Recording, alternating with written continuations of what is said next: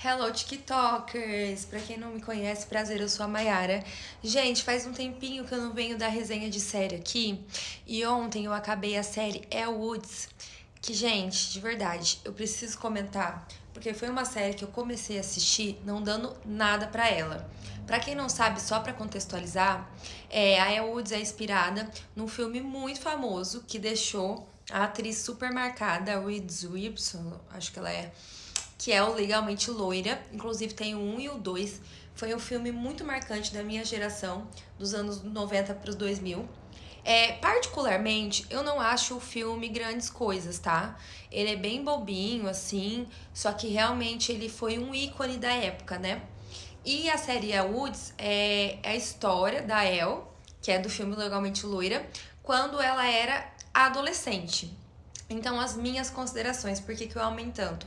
Eu pensei que ia ser uma série super bobinha. O primeiro episódio foi difícil sair dele, porque o começo da vida dela em LA é tudo muito assim, sabe? As cores assim vibrantes, aquela coisa muito certinha, tudo muito combinandinho. É uma estética que chega a incomodar um pouco a visão. Só que a gente vai entender depois, porque ela muda para Manhattan, e Manhattan é totalmente o oposto. De repente você vê ela mudando para uma cidade escura, que só chove, com pessoas de um estilo totalmente diferente dela, né?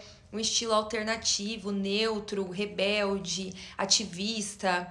E ela tentando se enquadrar. E assim, não tem como não se apaixonar pelos personagens. Ela o tempo todo otimista e tudo mais, e aborda vários assuntos. E o que eu mais amei foi que foi uma nostalgia pura pra mim, porque a série passa como se ela estivesse vivendo uma adolescência nos anos 90.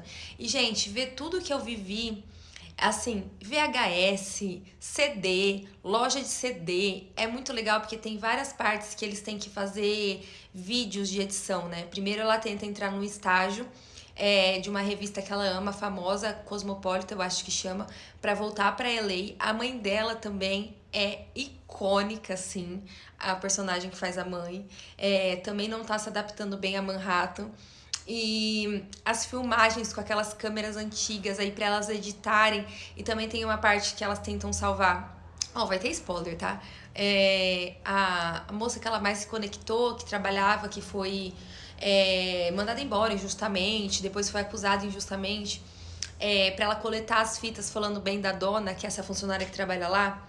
Gente, o tanto de parafernália que a gente tinha que usar, os VHS conectando um monte de cabo para poder fazer a edição dos vídeos. As referências da série são demais. Tem várias referências a séries dessa época, filmes dessa época. Inclusive, fala da Xena, Princesa Guerreira, que assim, foi um ícone da minha infância. Era a coisa que eu mais amava assistir, a série da Xena. E chega a ter um episódio que mostra um dos personagens assistindo a Xena naquelas televisão de tubo. Faz muita referência ao Nirvana também, a várias bandas maravilhosas. A loja quando tinha disco. E aí, Manhattan vai ficando até com uma corzinha diferente, né? Porque você vê que a El muda toda a dinâmica, começa a trazer mais alegria, consegue fazer um evento. E aí acaba se apaixonando por um menininho, uma graça, né? Que foi a única amiga que foi legal com ela. Mas ela vai conquistando aos pouquinhos todo mundo que era resistente a ela. O Justin, que começa a gostar dela. A amiga dela, que é LGBT, que teve um caso com uma outra menina que odeia ela. Porque, né, naquela época, realmente, as famílias... Você vê que a família dela era super pra frente. Eu acho muito bonitinha a dinâmica dela, do pai dela e da mãe dela também, que ela é filha única muito privilegiada, assim. O pai e a mãe dela são uns fofos com ela.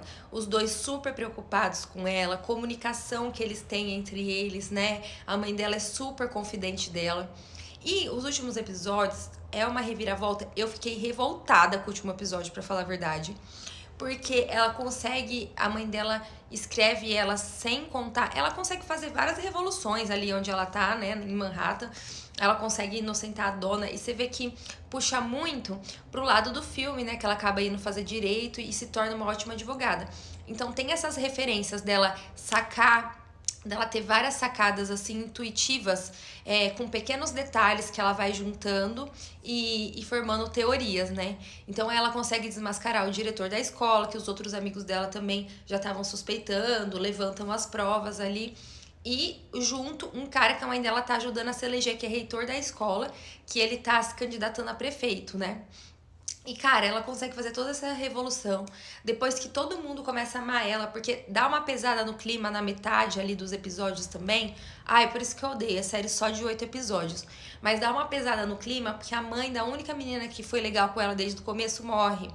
E porque deram dinheiro pra colocar uma placa de pare ali numa avenida perigosa perto da escola. A escola pegou o dinheiro, deu como se tivesse colocado e eles nunca colocaram a placa. E aí, quando ela consegue ser ovacionada, ela vai fazer um baile de inverno.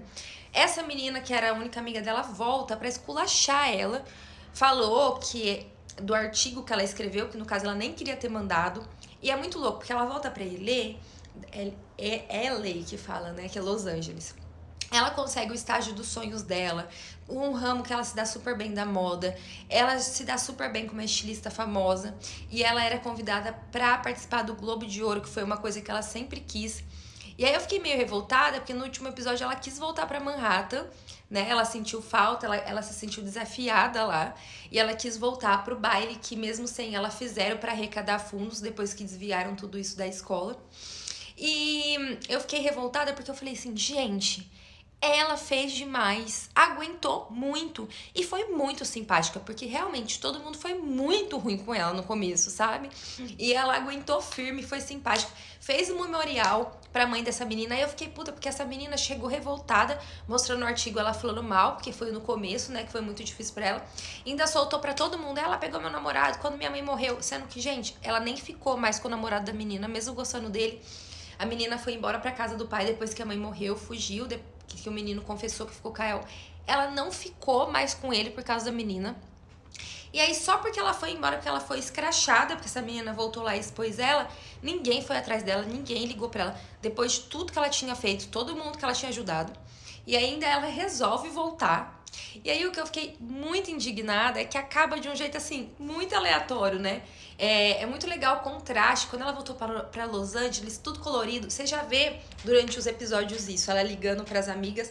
Tem até um episódio que a melhor amiga dela vai lá e fica chateada porque ela não contou da vida dela pras pessoas. Ela conhece o Justin, que é um dos melhores amigos dela ativista, e o Justin fala, nossa, ela nunca falou de você.